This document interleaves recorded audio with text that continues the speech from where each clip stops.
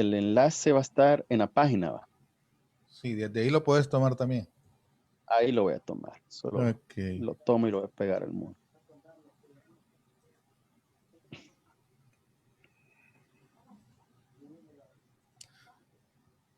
Amigos de la plática, buenas tardes, buenas noches. Ya por acá, por Houston, estamos llegando a todos aquellos salvadoreños que nos ven en Estados Unidos, Canadá y más allá de nuestras fronteras. Y principalmente me interesa llegar a El Salvador porque es a donde está dirigida nuestro esfuerzo, es a donde nosotros queremos llegar más, impactar más y por sobre todo llevar a ustedes información, opinión y todo lo que hacer del Salvador. Y me acompaña en el estudio un joven del Salvador, psicólogo de profesión, Moisés Rivera, a quien le doy la bienvenida al espacio de la plática. ¿Cómo estás, Moisés? Es un gusto recibirte en este espacio. Un gusto, Raúl. Luis, Luis, perdón. Un gusto, Luis. Gracias por el espacio. En verdad es muy importante tener este tipo de interacción y además un fuerte abrazo y caloroso a todos nuestros hermanos y hermanas salvadoreñas que nos van a ver en diferentes estados ahí en Estados Unidos. Así que un fuerte abrazo. Un gusto poder compartir con ustedes en este tiempo que vamos a tratar de platicar sobre algunos temas puntuales que afectan al tema de la población joven. a mí me interesa puntualmente que hablemos de lo que se hace y de lo que no se hace y de lo que se debe hacer en El Salvador. Pero antes de entrar en materia, yo quisiera que te presentaras brevemente a la población que tiene la oportunidad de verte y que resumieras tu currículum para que la gente conozca quién es Moisés Rivera. Bueno, Moisés Rivera básicamente tiene alrededor de 15 años de que estuvo organizado como joven en su etapa. Logró aportar, incidir y consolidar los marcos jurídicos para poder reivindicar los derechos de la población joven, Ley General de Juventud, Política Nacional de Juventud, Política del Primer Empleo, Ley Nacional del Voluntariado y otro tipo de acciones al fortalecimiento de nuestro sistema democrático, al tema del combate a la corrupción y participación política de los jóvenes. De profesión soy psicólogo, graduado, tengo una maestría en docencia universitaria y tengo un posgrado sobre el tema de detención en víctimas de violencia de géneros y otro tipo de acciones. Pero básicamente soy un salvadoreño que cree y ama a este país y sobre todo que considera que todavía hay que aportar y fortalecer la dinámica en cuanto a la participación de todos los sectores, de todos los salvadoreños que puedan estar acá en el país o en otras naciones para construir ese sueño que nos pertenece y que tenemos arraigado en este país. Básicamente eso soy, un luchador social, una persona que aún cree que el sueño es posible construirlo acá en nuestro amado país. El Salvador tiene tantos problemas de cómo poder explicarlo, de división, una división social, un estrato social que el que más sufre tradicionalmente ha sido la juventud en El Salvador. Correcto. En algún momento yo fui joven también, ¿no? Y Sí, sé las limitantes que pasa un joven en El Salvador. Mis hijos son jóvenes y sé las limitantes que pasan en El Salvador, pero ¿qué ha sucedido en 10 años en El Salvador que a estas alturas pareciera de que todo lo que se hizo en 10 años en El Salvador en materia de atención a la juventud se echó a la basura, Moisés? sí, voy a tratar de explicar los antecedentes para venir rápidamente al presente de este tema. Fíjate que el país, justamente vivimos momentos cíclicos. Nuestra historia es cíclica. Hay aspectos que se vuelven a repetir y sobre todo lo más afectado en las convulsiones sociales, en la polarización política o en los problemas internos que el país ha afrontado en los últimos 50, 60 años, siempre ha sido la población jóvenes o la población joven quien pone la mayor cuota de riesgos de vida, de sangre y de vulneración a su integridad como personas. Tu generación, la generación de mi papá, la de mis abuelos, sufrieron el tema de la guerra civil. Fueron testigos directos de esa confrontación y esa polarización política que mi generación vivió y tiene recuerdos de los últimos coletazos de la ofensiva del 89. Pero esta generación, después de los acuerdos de paz, justamente ha afrontado a nivel interno, o sea, a nivel de país y a nivel internacional, toda una serie de estigmatización y señalamiento a la población joven, y especialmente en el tema de ser salvadoreño. Aquella característica peculiar que nos caracterizaba al inicio de la década de los 90 de ser un pueblo trabajador, alguien chispa, dinámico, que todavía lo mantenemos, fue desplazado por el tema de ser violentos, de formar grupos delictivos y otras acciones que han generado un estigma bastante fuerte. Y a nivel interno en el país, la población joven ha sufrido y sufre aún una estigmatización territorial. Comentarte que alrededor del 47% de la población joven en este país no puede conseguir un empleo estable, digno, por el lugar donde vive. O sea, hay jóvenes o hay empresas que tienen prohibido poder contratar a jóvenes de una determinada comunidad, de una determinada colonia, solo en el tema laboral. Y eso es una vulneración que se trató en los últimos 10 años de contener y dar otra visibilidad. Por lo cual, la generación de la posguerra, después de la firma de los acuerdos de paz, ha afrontado un reto bastante fuerte, que no ha sido fácil, Luis. Las aperturas de las oportunidades laborales, primeramente, es una de las deudas que al menos en esta administración todavía reciente en cuanto a no generar una estrategia de continuidad de las políticas que se construyeron en esos 10 años. En el tema de empleo es justamente un gran déficit. Si hablamos en el tema educativo, solo el 27% de jóvenes que termina el nivel de bachillerato puede acceder a una educación universitaria, a una educación superior o a una carrera técnica. Es limitado el acceso que tiene.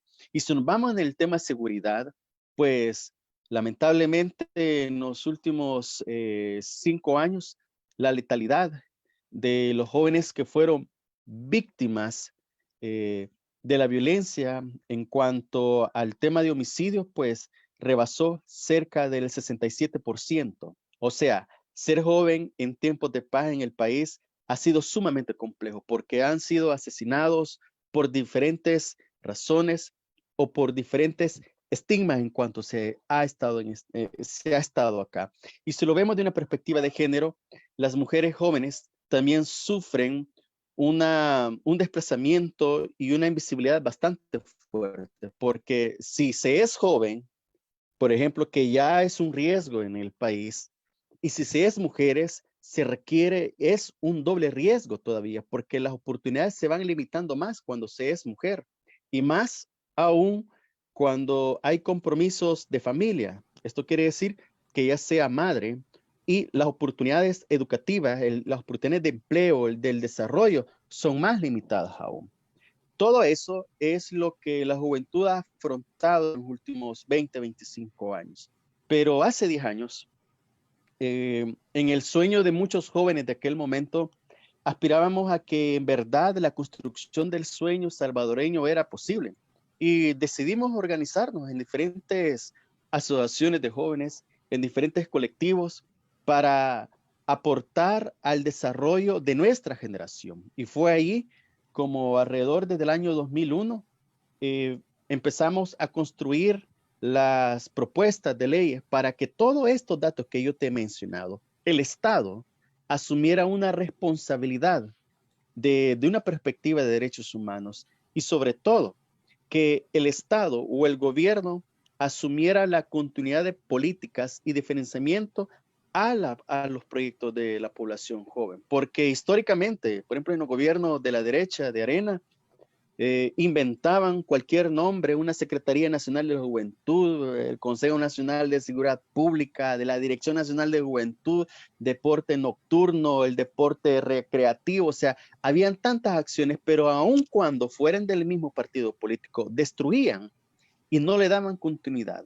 Por esa misma necesidad, nosotros nos organizamos para que esa interpretación política de escritorio que se hicieron en esos gobiernos pudiera quedar fundamentada a través de las políticas como una ley general de juventud, que por toda esa lucha reivindicativa que hicimos en aquel momento siendo jóvenes, se logró que el país saliera del mapa. Solo imagínate, en pleno siglo XXI, entrando en este nuevo milenio, el país aún era uno de los tres países a nivel latinoamericano que no contaba con proyectos, programa, presupuesto, una entidad que pudiera reivindicar los derechos de la población joven.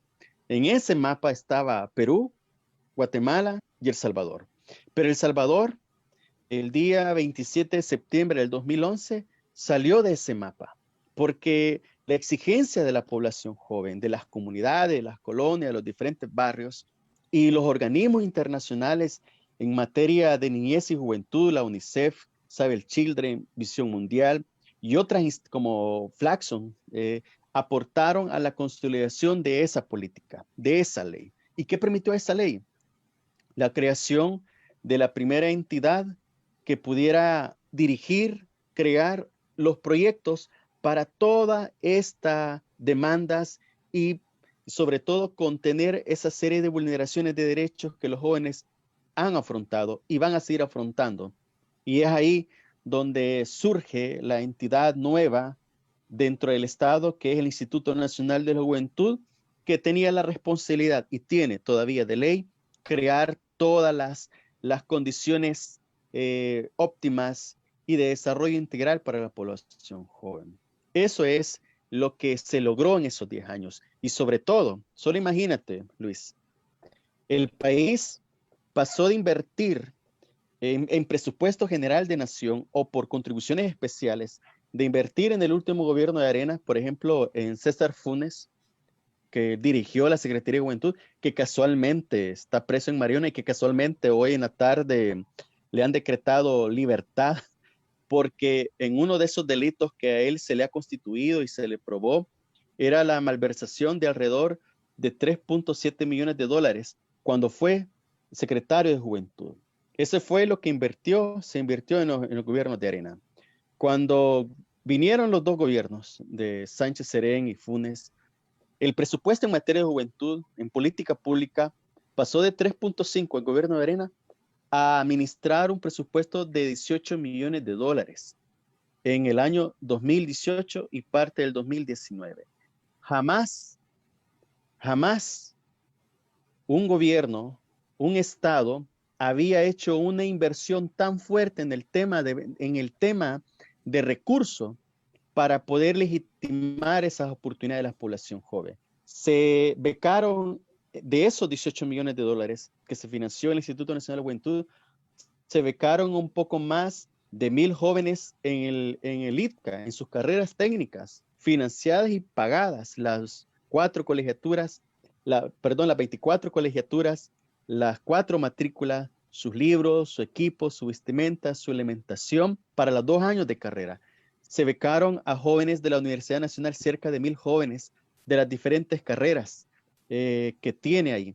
Se fortaleció el tema de la formación técnica vocacional con la asistencia de INSAFOR y otras entidades, alrededor de más de 3,500 jóvenes. Se capacitó y se consignó la apertura laboral a más de 3,000 jóvenes. Y un dato muy importante, se le dio la primera experiencia laboral a un sector que por las mismas restricciones laborales pedía o piden 1 año, 6 años, entre 6 meses a 1 año de experiencia para poder optar a un empleo formal. Las pasantías laborales fue un aporte muy importante que en ese periodo se logró reivindicar porque fueron cerca de 5,000 jóvenes que se les pagó su proceso de aprendizaje, aun cuando fueran profesionales, Luis. O sea, la gente aquí en el país salen graduados, pero cuando se afrontan la realidad laboral de ir a solicitar su primer empleo, la experiencia laboral es pertinente y por eso muchos jóvenes no quedan. El programa o el financiamiento lograba que al menos de 6 meses a un año pudieran adquirir esas competencias que la empresa, las instituciones buscaban para que fueran contratados. Eso, el capital semilla en el tema del emprendimiento. Se hizo una inversión cerca de 3.5 millones de dólares para emprendimientos de jóvenes en el tema tecnológico, en el tema de alimentación, en el tema de la manufactura, en el tema de la elaboración de ropa y otros insumos que se fortalecieron del capital semilla. Jóvenes podían optar entre 1,000 a 2,500 dólares de los insumos que se pudieran desarrollar, articular. Eso es un poco, a grosso modo, lo que se hizo en este periodo que finalizó allá el 1 de junio del año pasado. Entonces, esa realidad ha habido un retroceso significativo, al menos en esta presente administración, Luis. Mira qué curioso cuando en aquella época, digo yo, cuando yo tenía unas, ¿qué te puedo decir? 20 años, teníamos nosotros experiencias estudiantiles donde uno tenía que batallar con todo ese tipo de situaciones Con todas las y limitantes que pudieran haber. con tantos problemas que uno llevaba, acumulados, donde era delito llevar un libro de la UCA o de la Nacional bajo el brazo porque era sujeto de secuestro, ¿verdad? De catalogado subversivo, Te desaparecía inmediatamente. desaparición, tortura. Entonces, después, cuando entras a la etapa de padre, tienes que luchar con el mantenimiento de tus hijos y luchar contra aquellas adversidades de que tenías o pagabas la escolaridad o tus hijos ya no podían estudiar. Eso, en el 2009, tomó un giro de 180 grados y permitió que por lo menos la educación no fuera un negocio Correcto. y que ya no se le exigiera a los padres la famosa cuota escolar, que ya no se le El exigiera pago de la a los matrícula. hijos. Y adicionalmente, pareciera de que nosotros quedamos como en una actitud conformista de decir, bueno, pero esa es obligación del Estado hacerla. Sí, pero eso a partir del 2009 fue que se empezó a gestar la famosa colegiatura cero y hasta llegar a la parte universitaria. Pero todos esos elementos que me estás dando, a partir de junio 2019, como que se tiraron a la basura, ¿no? Ya la Es, Secretaría de Juventud, ¿qué es ahora? ¿Qué es una bueno, Secretaría de Juventud si no tiene nada que yo fíjate sepa? que, fíjate que, porque más de alguno de los que va a estar viendo va a empezar a atacar o a señalar la posición que yo puedo estar dando o la plática esta que podemos dar. El tema de derechos humanos no es una concepción ideológica y política, estimados compatriotas. O sea, no es una cuestión que hablar de derechos humanos en este país me vincula ideológicamente a un determinado partido político. Y hemos sido mal acostumbrados, lamentablemente, que exigir y luchar por nuestros derechos se tipifique, se señale como revoltoso o miembro, en este caso del FMLN.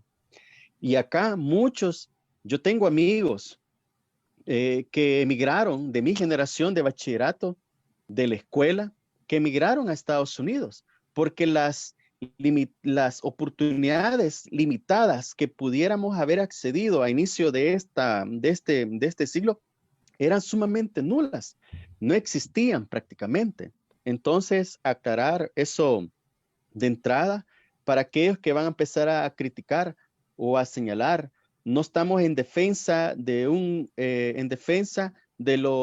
gobierno o de lo que hizo un gobierno. Estamos hablando de la defensa de la perspectiva de derechos humanos que tanto ha costado en este país. Por ejemplo, que Luis y este servidor estemos aquí hablando abiertamente, es parte de esas conquistas, de esas ganancias que tuvimos a partir de la firma del acuerdo de paz. Y ha habido un retroceso significativo en cuanto a dirimir una postura contraria a quien ostenta el poder o a quienes ostentan el poder. Tan mal acostumbrados hemos estado como país, como salvadoreños, que no somos capaces de escuchar la crítica o la posición política de otras personas sin salir insultando o sin salir criticando. Ahora bien, ¿qué es el INJUVE? ¿Qué es el Instituto Nacional de la Juventud actualmente en esta administración de este gobierno? Y yo no voy a hablar nada que es inventado acá. Por ejemplo, aquí está en mis manos el informe de desarrollo de inversiones de los 10 años que se hizo en el tema de políticas públicas en materia de juventud. Incluso, imagínate, el país avanzó muchísimo significativamente que las Naciones Unidas, en su informe de desarrollo de hace 2 años, lo tipificó en el tema de juventud. Y ahí están todos los indicadores, todos los aportes técnicos y científicos que el país, el Estado hizo en esos avances de 10 años. No es una cuestión que no estamos inventando acá, por eso digo y aclaro, aquí está todo el tema del desarrollo. Volviendo a eso, el instituto prácticamente se ha convertido en una plataforma política y electoral de quienes han llegado a administrar la ley, el financiamiento. Imagínate, el INJUVE pasó de tener un presupuesto de 18 millones en administración anterior a pasar a tener casi 3.7 millones de dólares. Pero la discursiva dentro de la campaña electoral fue que la juventud iba a ser prioritaria. Pasar de tener 18 millones de dólares a tener una reducción cerca del 76% en el tema de presupuesto, creo que, estimados compatriotas, tiene que ser un parámetro muy significativo que la oferta electoral contrasta con la realidad en el tema de financiamiento de políticas públicas. Eso es uno. Dos, ¿qué hace Salvador Alas, la Choli, dirigiendo los proyectos especiales en materia de juventud?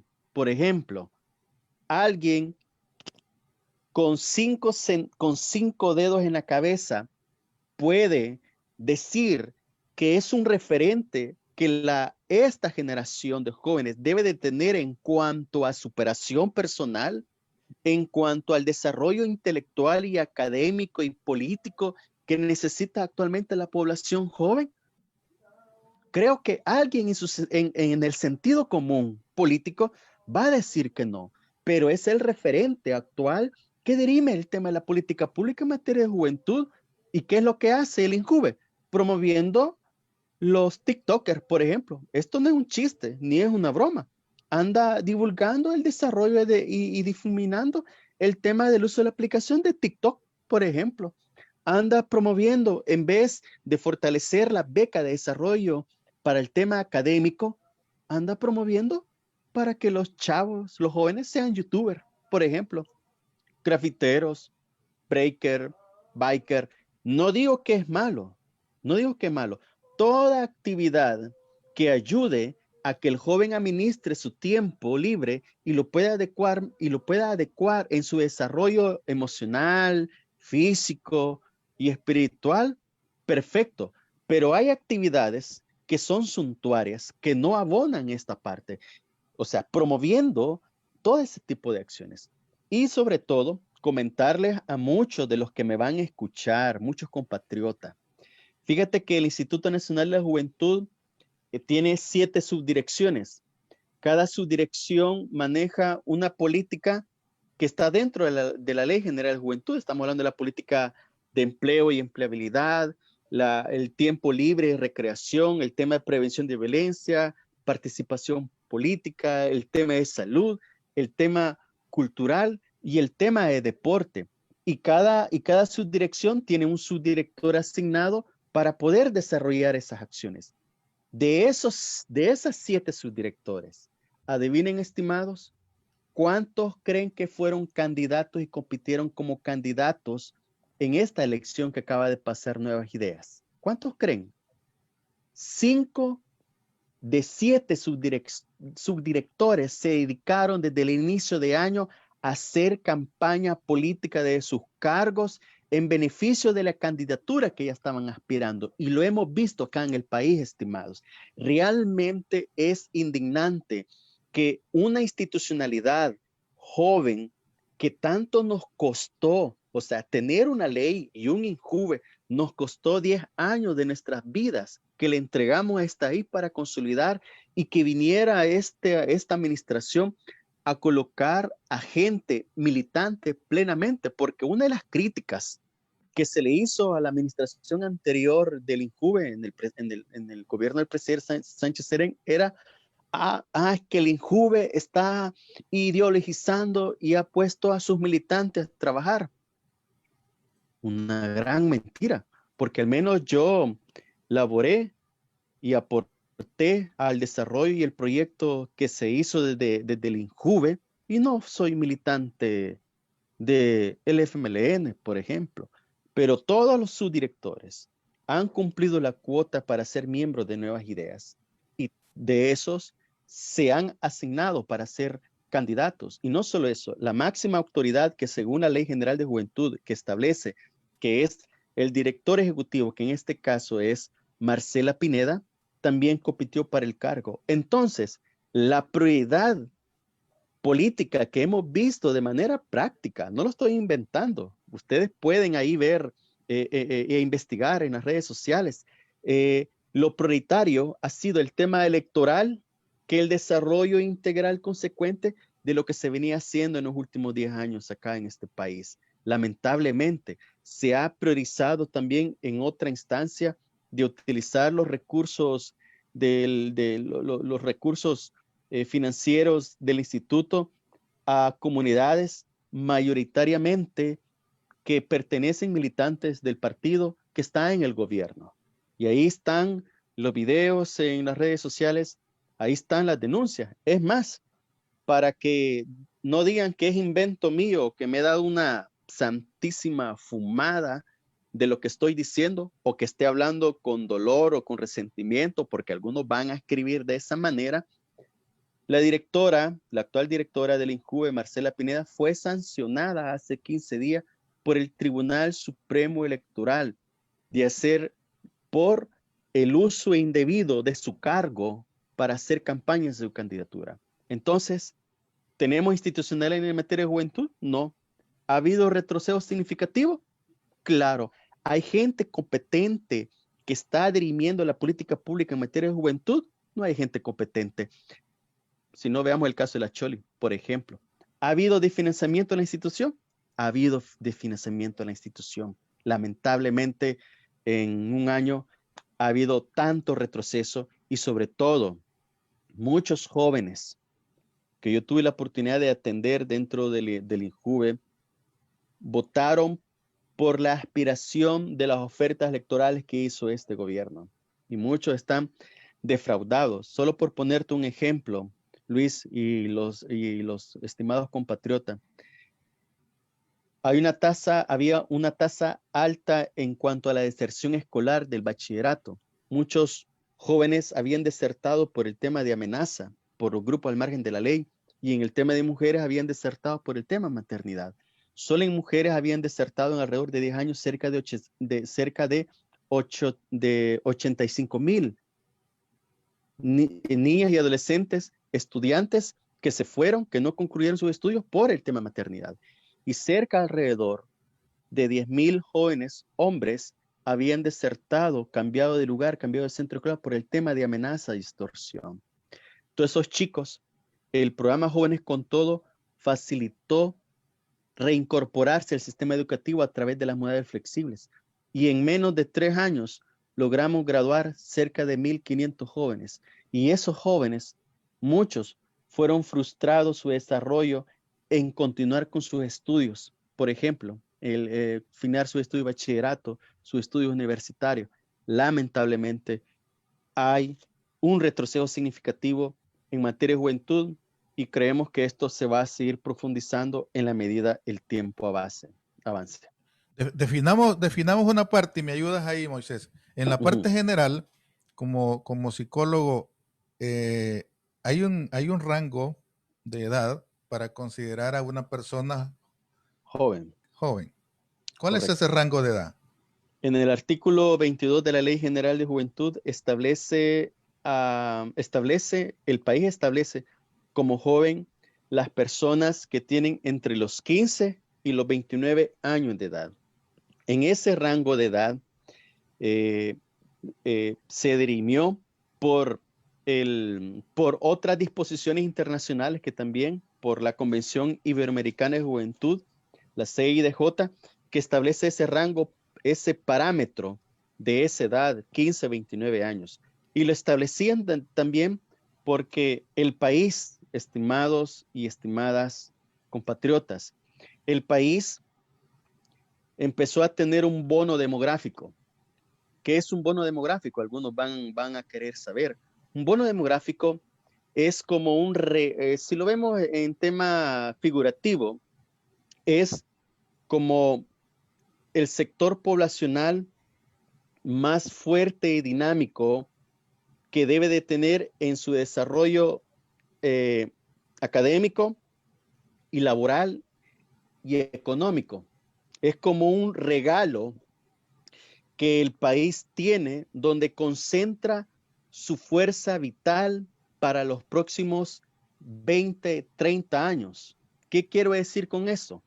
El bono demográfico que está en este rango de edad, 15, 29 años de edad, está la población que en 20 años va a sostener económicamente a este país, va a sostenerlo intelectualmente, políticamente.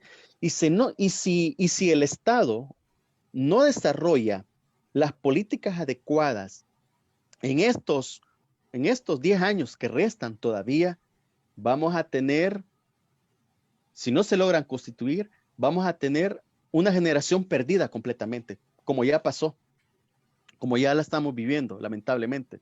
Muchos jóvenes optaron a otro tipo de acciones, a otro tipo de aspiraciones que el gobierno y el Estado nunca proporcionó de manera óptima. Hemos perdido una generación completa de jóvenes en este país. Y estamos perdiendo otra generación de jóvenes al no ser consecuente en función de lo que los jóvenes realmente necesitan.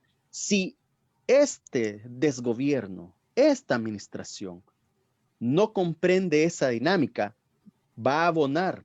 Y por eso hablaba yo del financiamiento. Por eso es que los gobiernos anteriores le apostó al desarrollo intelectual, académico y profesional y de empleo a ese sector de jóvenes. Fueron un poco más de 30,000 jóvenes que se benefició en alrededor de 4 años con todo el desarrollo y la asistencia académica. Lo ideal sería haber continuado, pero no. Como hay una irrupción, ha habido un corte por simple capricho, por simple oposición en cuanto a esta dinámica.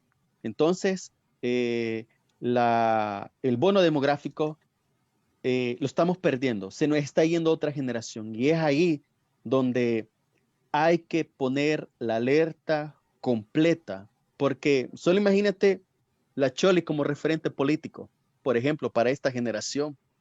¿Ah? Creo que ya la juventud se hastió de tener referentes que en verdad no lo aspiren a desarrollarse de manera profesional y de manera intelectual. Al contrario, vemos un adormecimiento en cuanto al desarrollo que deben de tener la población joven No te acá en este extrañe, país. no te extrañe que la Chole aparezca como el director general de la Secretaría, o es que la Marcela se va de diputada. No te extrañe eso, ¿verdad? Bueno, Porque en fíjate este que gobierno, en este gobierno no se sabe qué esperar. Fíjate que eso fue una de las críticas que nosotros hicimos. La Choli gana $6,000 al mes, ¿ah? Y con todos los viáticos y con todos los beneficios que tiene como funcionario de confianza del presidente de la República, ¿ah? Fíjate que en esta pandemia, por ejemplo, que el país ha afrontado, yo no sé si ustedes vieron un video de una doctora recién graduada de la Universidad Nacional que llegó a retirar su título con su mascarilla y con un familiar, una formación de casi 9 años en la UES y que no ha tenido empleo hasta este día para aportar en el tema de la crisis sanitaria que está afrontando el país. Y tenemos contradictoriamente la Chole haciendo videos de TikTok, por ejemplo. Lo tenemos ahí haciendo mofas de muchas otras acciones que ha hecho, ganando $6,000. Yo no sé si los compatriotas que aportan a través de sus remesas a sus familiares que están aquí en el país, porque al final la remesa se convierte en consumo mayoritariamente. Eso está ya dirimido en todos los indicadores económicos de los organismos internacionales. Y al final ese consumo se convierte en impuesto. Y al final yo y ustedes, estimados, le estamos pagando $6,000 a alguien que es incompetente para el cargo. ¿Qué ha hecho la Chole de funcionamiento y aporte al país en esta pandemia? No ha hecho absolutamente nada. Ni la dirección actual del INJUVE, ni las 7 subdirecciones del instituto han aportado al desarrollo en esta crisis que está afrontando. Cuando hay un sector profesional que no accede a un empleo digno, pero si no sos amigo del presidente o de alguien del partido que está en el gobierno, no podés tener oportunidad de desarrollarte profesionalmente como se debe y tener un salario digno como esta gente incompetente que está en el cargo, que se ha llegado a llenar los bolsillos, a estar ahí cuando hay cientos y miles de jóvenes profesionales todavía con deseo de irse a Estados Unidos. Y lamentablemente la crisis económica y política y social que se viene en el país se va a profundizar más porque las oportunidades para la población joven va a ser más limitada de lo que estaba teniendo hace 7 o 8 años acá en El Salvador. Si hablamos del rango de las personas menores de 29 que caen en la categoría de jóvenes, a una edad de 28 años, ya una persona ya sacó un título universitario y Correcto. se topa con la dificultad que no tiene la experiencia, como lo decías, ¿verdad? Para poder optar a un cargo. Y de repente aparece una oferta para un doctor que le piden que tenga 3 años de experiencia y que le van a pagar $600. En el caso mejor, porque hay algunos que ganan $350.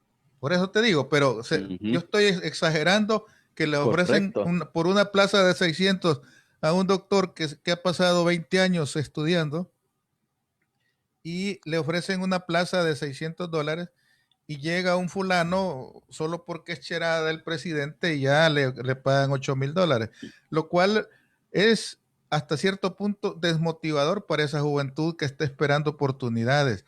Y sin embargo, uno siempre se queda con ese sabor amargo de decir, bueno, ¿y qué hacemos? Bueno, yo creo que primero lo importante es primero es quitarse la venda a aquellos que todavía están ciegamente. ¿Ah? O sea, aquí a mí me ha sorprendido increíblemente cómo muchos compatriotas en el exterior y acá también justifican el nivel de corrupción de casos que se han detectado en tan corto tiempo. Ayer nos desayunábamos con la privatización de la Lotería Nacional de Beneficencia, cuando el que está en casa presidencial criticó fuertemente la política neoliberal y privatizadora del gobierno de Arena, y nos desayunamos el día de ayer con eso. Aquí muchos se les olvida que las personas adultas mayores son las que subsisten en las calles vendiendo los billetes de lotería. Se le quitó el ingreso económico a un sector poblacional que subsistían por el medio de la Lotería Nacional. Entonces, las oportunidades de los jóvenes se va reduciendo en la medida se pongan la gente incompetente en los cargos que no son funcionales, lamentablemente, no son funcionales. No podemos tolerar. Yo, cuando el FMLN estuvo dentro de esa parte, fui un acérrimo crítico en la manera en cómo manejaron el tema de seguridad pública. Yo acá he tenido la oportunidad de escribir artículos en el diario El Mundo, en Contrapunto y otras revistas digitales, y mi concepción política siempre ha sido de señalar lo que se debe corregir inmediatamente. Pero hay una política ceguera actualmente que muchos tienen.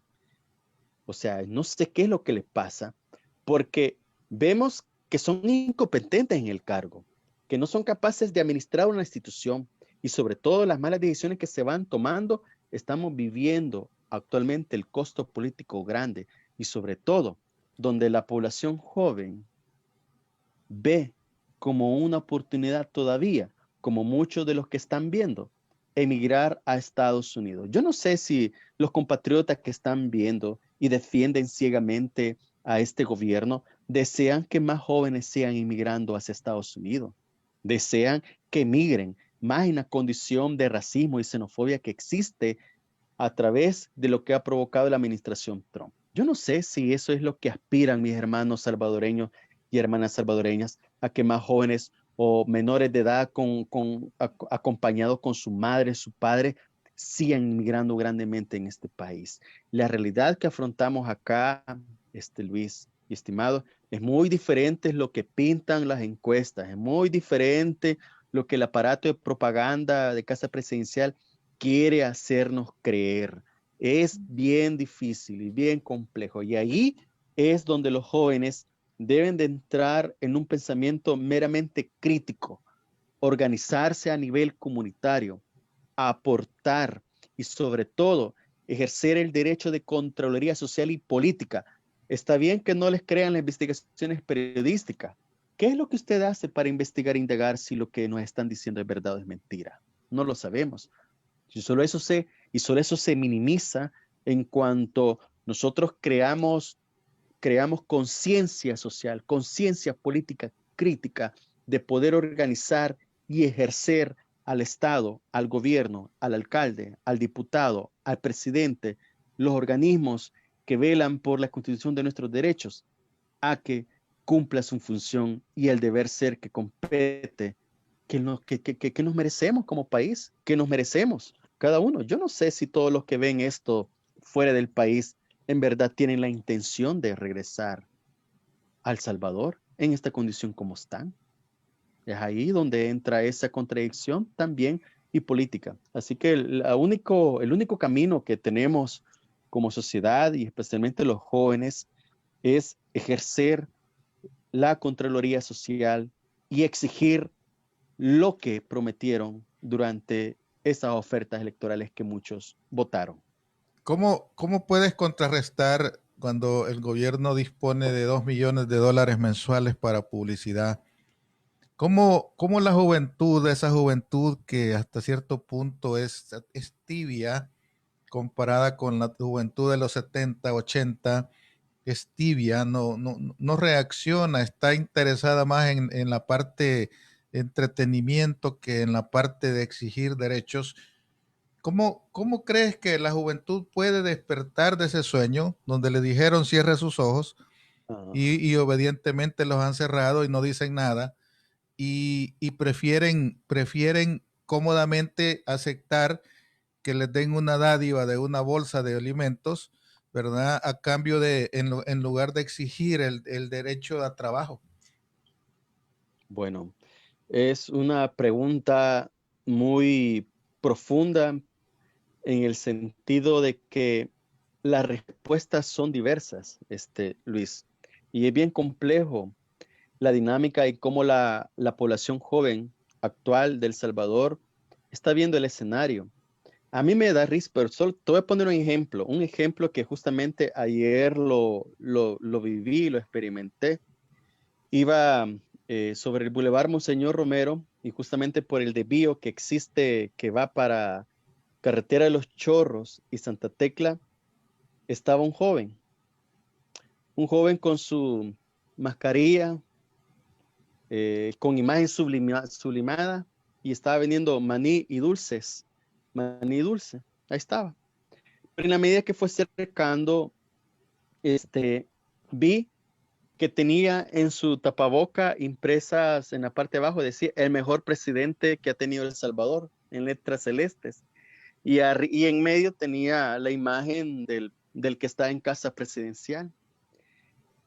Y la gente que pasaba alrededor no le compró en lo más absoluto nada.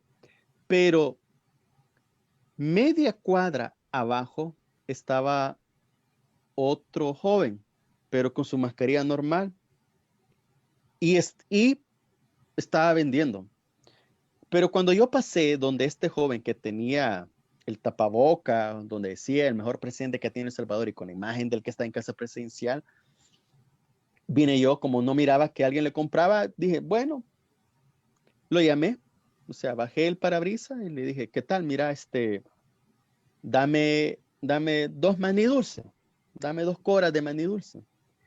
En ese momento él se quitó el tapaboca para secarse la cara con el pañuelo. ¿Sabes cuál fue mi sorpresa e impacto que tuve? Era un joven que yo había atendido o que habíamos atendido hacía un año en el municipio de Santa Tecla y que habíamos logrado becarlo en una beca ITCA en ingeniería industrial, un técnico de 2 años con todo pagado. Cuando este gobierno vino, quitó todo el financiamiento y muchos jóvenes quedaron a mitad de carrera. Entonces vine yo y le dije, lo reconocí, Marcos, ¿y qué haces aquí? O sea, ¿qué pasó? O sea, para mí fue el impacto fuerte porque yo lo hacía graduado. Yo ya lo hacía graduado del IPCA con la beca que le habíamos conseguido dentro del programa Jóvenes con Todo. Y me dijo, o sea, no logré terminar la carrera. No me quisieron financiar 6 meses más y he tenido que andar como vendedor informal y hoy con esta pandemia me ha tocado salir aquí a vender esto, Moisés. La situación es difícil, Moisés. Es yuca y luego se puso la mascarilla, ¿verdad?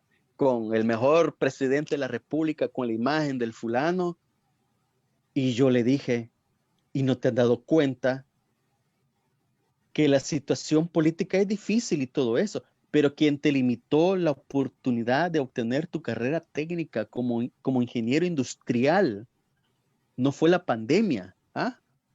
No ha sido los diputados de la Asamblea Legislativa, no ha sido la sala constitucional como el estribillo que algunos repiten. Es el que justamente lo tenés ahí, tapándote la Besándolo. boca, besándolo. ¿Y qué pensás hacer? Nada, me hizo aquí la situación, yo pues. Pero vos políticamente, o sea, ¿estás contento con lo que este gobierno hizo, encerrarte y limitarte una oportunidad? ¿Y qué le voy a hacer? Es un ejemplo real que me pasó el día de ayer y en esas condiciones hay un montón de jóvenes. Entonces, ¿cómo romper ese adormecimiento, ese impacto económico que tienen en sus familias muchos jóvenes? Ese impacto en la salud que están teniendo, porque muchos están enfermos y no son capaces de irse a pedir ayuda al sistema de salud o al hospital más grande y cool de Latinoamérica. No tienen el valor de ir a pedir eso. ¿Ah? Y la única manera para romper esa dinámica de adormecimiento que han establecido el sistema, el aparato de propaganda que tiene esta administración es golpearse con la realidad, estimados. Yo siempre he dicho, algunos, el despertar de muchos y muchas va a ser sumamente doloroso. La afectación personal y familiar va a ser más fuerte. Hoy lo divulgaba la encuesta de la UTCA.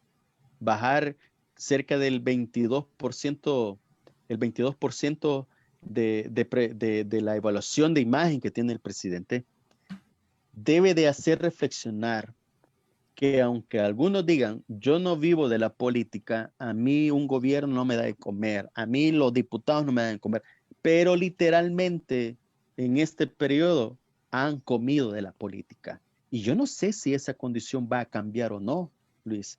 Eso es lo que a mí en verdad me preocupa muchísimo, porque algunos la realidad los está golpeando grandemente y todavía siguen diciendo que han hecho historia y todavía dicen que démosle la oportunidad un año más para evaluarlo.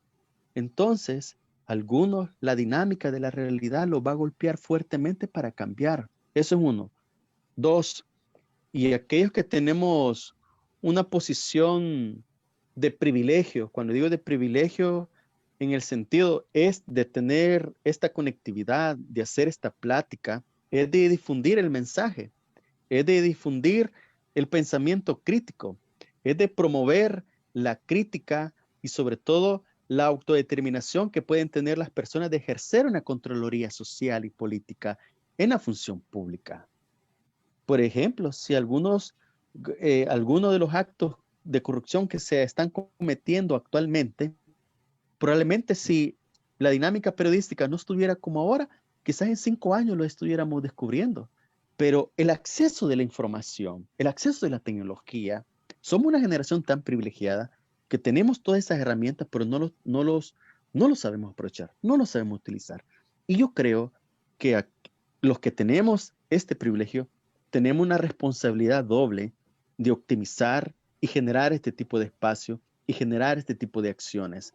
Porque en este tiempo, tener un pensamiento divergente con el gobierno y sobre todo con muchos de sus fanáticos que, que están ahí en las redes y que muchos ya van a empezar ahí a escribir y a sacarme a mi mamá o a mi papá, que es muy usual que lo hagan, pero igual no me incomoda, es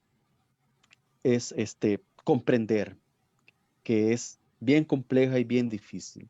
Y 3, aquellos que tienen el poder y ostentan también y ejercen una posición política definida, es construir un proyecto y fortalecer los proyectos alternos que están actualmente. Por ejemplo, la renovación de que deben de tener los partidos políticos es necesaria, es urgente y sobre todo el principal partido opositor, en este caso el FMLN. Y aquí voy a ser bien crítico, Luis.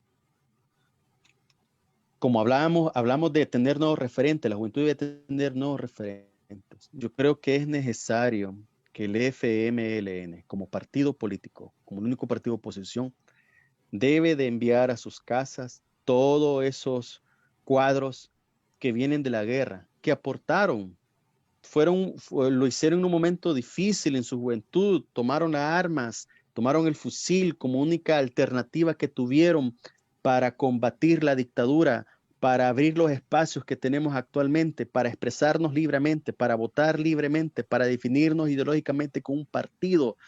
Tomaron esa decisión difícil a costa de sus vidas, lo hicieron en un momento histórico y agradecemos muchos a, a esos compañeros y compañeras que tuvieron ese valor, esa situación difícil, pero ya estamos en otra dinámica que ya no aportan política ni electoralmente. Hay que renovar los nuevos liderazgos y los nuevos referentes dentro de la oposición, en este caso dentro del FMLN, con nuevos elementos, con nuevos cuadros para poder fortalecer y tener la aspiración al corto plazo de esos liderazgos que en verdad digan, la política no es sucia, son las personas que carecen de principios, los que o las que han usurpado los cargos y los puestos de personas que están aptas y más preparadas en función de los intereses colectivos de este país. ¿No visualizas, Moisés, a corto plazo o a largo plazo una nueva fuerza de izquierda electoralmente hablando? Fíjate que con los de mi generación, que los que lideramos todas estas luchas en las calles para obtener políticas, leyes, presupuestos, lo hemos hablado y lo venimos hablando de hace 4 años, 5 años atrás, lo hemos venido hablando. Pero no lo veo posible al corto plazo, Luis. Primero, hay un desprestigio bastante fuerte dentro de la izquierda política, en este caso el FMLN. Hay un descontento, bueno, las encuestas lo demuestran. Las dos elecciones que han pasado, el 2018 y el 2019, es la clara evidencia de ese desencanto en cuanto al proyecto del FMLN y pues optaron por buscar otro proyecto que salió peor. O sea, si creen que había una cúpula roja, bueno, no solo tienen una cúpula roja, tienen un clan familiar que dirige el tema político de partido. Entonces yo creo que al corto plazo no lo veo factible, no lo veo viable. El tema, si lo vemos ya en aspectos más prácticos, el tema económico para refundar un movimiento y una alternativa de izquierda para ejercer una posición no es viable en este país actualmente. No lo es.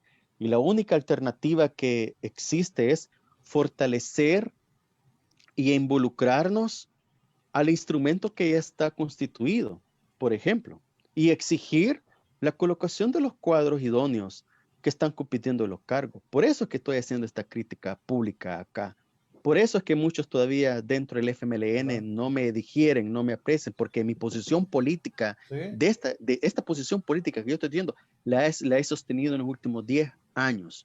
No hubo ¿Cómo la está? capacidad, no hubo la capacidad política de renovar en el momento idóneo. Y en este caso, la renovación ha sido a la fuerza. Por eso es que digo, ya esos cuadros vinculados a la guerra, a esos cuadros históricos, ya dieron, ya tuvieron, ya su ciclo ya finalizó, ya no puede más. Entonces, lo que compete es involucrarse, Señor Lima, militar, me permite que militar, estoy en un en vivo. Le llamo cuando organizarse termine. y aportar el Yo país. le llamo, Así gracias. que no creo viable actualmente. ¿Por qué? Este, Es que por eso, mira, te lo voy a plantear, Moisés. dime. Desde hace tiempo se viene hablando de que, por ejemplo, el actual partido en el gobierno se vendió como una opción de izquierda. Ujú. Así se vendió. Así se Y vendió al así ganó inicio. votos, así se llevó a una gran porción del FMLN. Sin embargo, en la práctica vos sabés de que se alejó totalmente de esa posición. Completamente. Y has visto partidos nuevos que nacen, como por ejemplo Nuestro Tiempo, Vamos, que quieras o no, están jalando gente. Ujú. Entonces, la viabilidad se construye. La viabilidad se construye a partir de una iniciativa. Y a la larga lo que pasa es de que hay un montón, hay un sector afín al FMLN que quiere el FMLN como una fuerza verdaderamente de oposición. Ujú. Pero vos bien sabes que en la historia de la humanidad ha sido la juventud la que ha ganado los derechos en las Correcto. De calles. piso. Ha ganado los Correcto. derechos en las calles con luchas de calles, desfiles de calles, y eso sigue vigente todavía en los chalecos amarillos se ve, todavía allá en Chile, todavía aquí en Estados Unidos hay mucha protesta En de Oregon, por jóvenes, ejemplo, de la situación Portland, ajá. de Ese, Portland es entonces, sumamente son los jóvenes. correcto. Son los universitarios y y los de secundaria que han salido a Tienen una tomarse capacidad de convocatoria increíble. Y muy ellos tienen fuerte. incluso una aplicación única para eso. Ahora, Ujú. El Salvador tiene que construir una fuerza de oposición de jóvenes, Ujú. porque ya vos decís, bueno, los que construyeron el actual sistema ya no están para andar trotando, pero los jóvenes que tienen que despertar de ese sueño, de ese adormecimiento que hablábamos, porque no se puede seguir viendo este país que va a la deriva y quienes pagan Ujú. las consecuencias siempre van a ser los mismos, los jóvenes. Los Esa mismos. niñez que viene Correcto. sin esperanza, todos los jóvenes que ni siquiera van a poder, van a perder un año de universidad por esto de la pandemia y nadie les da una respuesta qué hacer. No, Ujú. no existe una Es respuesta. Es decir, tenemos un gobierno que improvisa todos los días saca un ujú, nuevo ujú. plan. Tenemos una juventud que va a empezar a ignorar que dejaron libre al mano derecha de Saca, pero le va a poner más Ujú. importancia al caso de Munguía Payés. Es decir, tenemos Por ejemplo, una juventud que la manipulan tan fácil con un par de publicaciones Y esa cortina de humo que le venden, esa es la que le da validez. Entonces, tiene que haber una juventud que tome la bandera. Necesitamos en el país un liderazgo, pero un liderazgo joven que genere una oposición real y que exija los derechos, que pelee por esos 8,000 despedidos injustificadamente, que pelee Correcto, por los derechos del agua, pero no lo va a hacer a través de una correcto. pantalla de teléfono. O sea, la lucha, el mundo nos Es está demostrando, países más avanzados tecnológicamente como Estados Unidos, en plena pandemia, desafían la pandemia, desafían la autoridad y salen a protestar los Dreamers.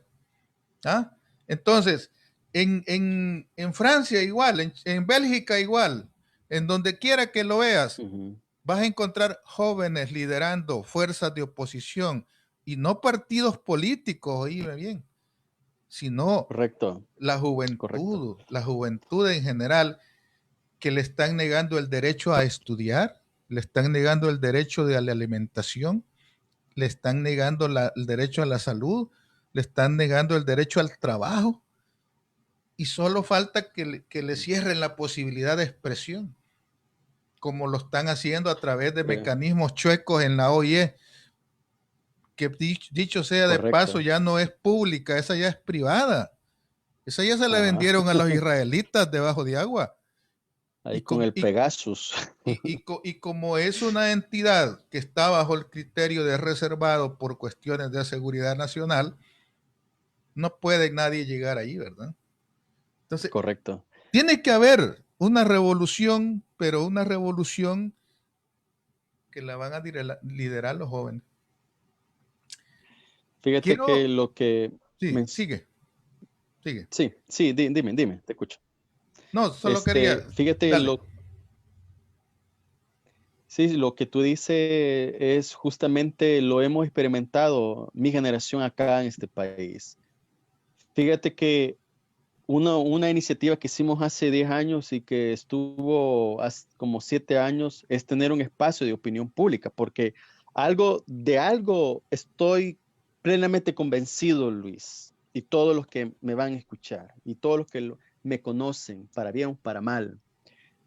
Yo sí creo que el relevo generacional es necesario y urgente en este país, pero, ojo, el relevo generacional no implica la sustitución de los viejos o de los más viejos por los más jóvenes. Ojo, eso es un error que se concibe desde una concepción política. Ya lo voy a explicar quizás más rápido más adelante. Ese es uno. Dos, creen que también el relevo generacional es meramente electoral, o sea, colocar más diputados jóvenes para tener más jóvenes dentro de la asamblea, por ejemplo. Y yo estoy plenamente convencido, Luis, y ya lo hemos experimentado en este país. Un joven electo diputado dentro de la asamblea no es garantía de que no replique el pensar de los adultos, de los que ya están maleados adentro. Eso ya lo hemos visto. Y tres, el relevo generacional es una actitud ante la vida. Hay personas adultas que tienen una exposición combativa y políticas más fuerte que un joven de 25 años universitario y que sea de la nacional. Tiene claridad más política en función de eso, por ejemplo. Y los jóvenes pues, universitarios pues, están a disposición de otro tipo de intereses que el sistema ha abonado completamente a ese adormecimiento. Entonces, ¿qué es lo que hay que hacer? Por ejemplo, el relevo generacional hay que hacerlo en todas las áreas, en todas las esferas. Por ejemplo, el relevo de estos que se dicen analistas políticos, que están en todos los canales, ¿te has fijado? Es como un refrito, lo ves en la mañana, lo ves a mediodía, lo ves en la noche, 2 días otra vez está ahí, son las mismas personas, las ¿Quieres mismas estrategia? caras. Correcto, porque es posicionar la discursiva, introyectar en el inconsciente colectivo para que todos piensen y sientan tal y cual como se quiere hacer. Uh -huh. Entonces, el relevo primero tiene que ser en los espacios de opinión pública. Y nosotros intentamos, mi generación intentó, estuvimos una alianza política con el Canal 8, donde todos los viernes nos daban un espacio a los jóvenes universitarios, los jóvenes organizados, para analizar la realidad nacional. Foro Ciudadano, por ejemplo, estuvo 8 años y estuvimos ahí analizando.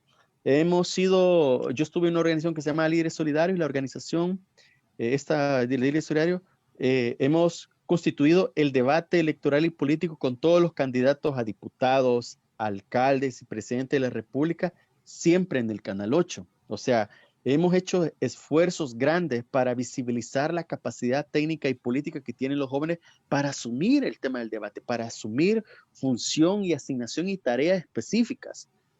Pero como te digo, lamentablemente también hay un clasismo dentro de la izquierda institucionalizada dentro del FMLN que si se opta una crítica al FMLN automáticamente te hacen de derecha. Yo creo que ese atavismo ya no existe. ¿Por qué? Y yo lo hablo con propiedad. A mí muchos me criticaban por tener esta posición política. ¿Y sabes quiénes son los que más me criticaban y me han bloqueado dentro del partido? Son esa gente que hoy justamente está vestida de celeste. Muchos de esa gente que se consideraba más Che que el Che Guevara, más Fidel que el propio Fidel, están dentro de esas filas. Y que muchos, y lamentablemente muchos, buscaban cargos de elección popular, ni les permitieron porque la cúpula celeste les impuso la cuota que ellos querían.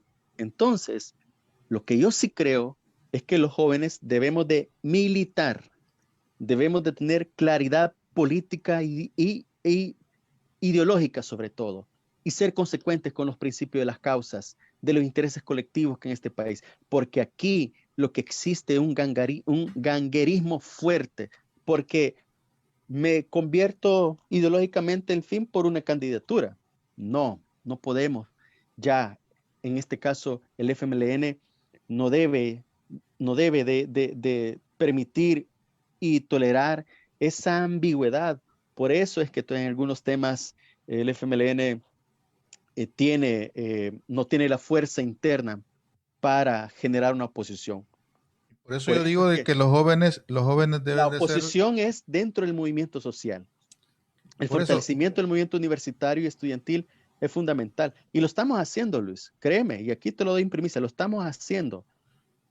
Mira, hemos estado a punto de salir a las calles y manifestarnos, pero tampoco queremos ser irresponsables como lo han hecho estos sindicatos afines y estos militantes de Nueva Ideas que en plena cuarentena, todos lo vieron, ¿va? Todos los vimos, que en plena cuarentena han salido y nosotros hemos estado a punto, pero hemos dicho, no es el momento, no es la instancia, porque tampoco vamos a exponer nuestra salud para afectar nuestras familias. Va a llegar el momento y lo que existe ahora es un nivel de articulación, de pláticas, y llegará el momento, Luis, y te acordarás de esta plática. La lucha que viene y se aproxima, estoy convencido que es esta generación la que la va a hacer, y la va a hacer directamente en la calle. Todo este retroceso no solo se debe de lograr a nivel electoral, se tiene que ser con una demanda ciudadana desde la expresión y desde la movilización que podemos efectuar dentro de las calles. Es el método efectivo y más productivo que tienen los sectores que son altamente excluidos. Pero estamos en una situación de pandemia, como te digo, no nos podemos exponer, pero llegará el momento. ¿Y sabes qué? Cuando llegue ese momento y te vas a acordar, Luis, la misma acción represiva de los 60, de los 70 y parte de los 80, lo vamos a vivir. Y el día que caiga el primer manifestante en las calles, la responsabilidad va a ser de gobierno. Porque nuestro interés de lucha y de amor a este país no es por un interés de optar por un cargo público como diputado, como alcalde, como síndico, es legitimar las luchas históricas que este pueblo ha sufrido y ha derramado sangre fuerte, que todavía no se constituyen, pero esa responsabilidad nos compete a todos. De alguna u otra manera, en los diferentes frentes o en los diferentes espacios que podemos estar, Luis? Yo he hecho un libro que le llamo La Generación Perdida, Mm, porque existe una generación perdida en El Salvador y esa generación es la que no quiere construir, la que quiere que le construyan. correcto. Entonces, los 70, 80 marcaron la historia en el país porque se exigieron los derechos y se lograron muchos a través de esas luchas estudiantiles. Y esos jóvenes que en algún momento tuvieron que ofrendar su vida por un mejor Correcto. futuro, yo creo de que ese es valioso y yo creo que el país, en primer lugar, el país no está preparado para entrar a un nivel de conflicto como el de esa época, pero Las condiciones. no me dejarás mentir Mm, que las comunidades, hasta que salen y cierran la calle con los cántaros y los barriles, hasta entonces les ponen atención. mm, Antes de eso, ellos han estado llamando por muchas veces a la ANDA, han estado llamando muchas veces a los diferentes lugares, han mandado cartas, han hecho, hasta que se toma la calle correcto. y hacen sonar sus cántaros plásticos, hasta entonces les mandan una pipa y les empiezan a poner atención. No existe otra manera, culturalmente hablando, no existe otra manera de hacerte ver. No se Mm, puede construir desde las sombras, desde atrás de un teléfono, no se puede construir una verdadera revolución social que lleve a un mejor país. Ya lo comprobamos, ujú. ya nos dimos La cuenta historia lo demuestra. de que este gobierno no nos va a llevar a un mejor país. Mm, Después de un año, y cuando yo leo o escucho algo, me encuentro con una decepción de que el gobierno no ofrece nada. No tiene un plan de gobierno, no tiene un plan definido de atención a diferentes áreas. ¿Y qué puedo esperar yo cuando escucho el informe de labores de los ministros, que lo que menos dicen es lo que han hecho? correcto. Me Y s- explico. Cuando da decepción escuchar que en un informe de labores solo se concentran en lo que han hecho en los últimos 2 meses y no en todo el año. Es decir, mm, a nosotros nos da decepción desde el exterior saber que no tenemos un gobierno en el cual podamos nosotros esperar un futuro mejor para el país. Porque quieras o no, los salvadoreños que viven fuera, en la gran mayoría, y oílo bien, en la gran mayoría de salvadoreños que vivimos fuera, tenemos la esperanza de regresar a nuestro país, pero queremos correcto. regresar a un mejor país, no a encontrar un país del cual nos tuvimos que salir. En las mismas condiciones. ¿Me explico? ¿Por qué? Sí. Porque para andar descalzo, dice uno, mejor aquí. ¿Me Mm, explico? Entonces, los salvadoreños que vivimos fuera tenemos tantas esperanzas y más esperanzas truncadas cuando los políticos solo se aprovechan de los connacionales para sacarles dinero, para hacer propaganda.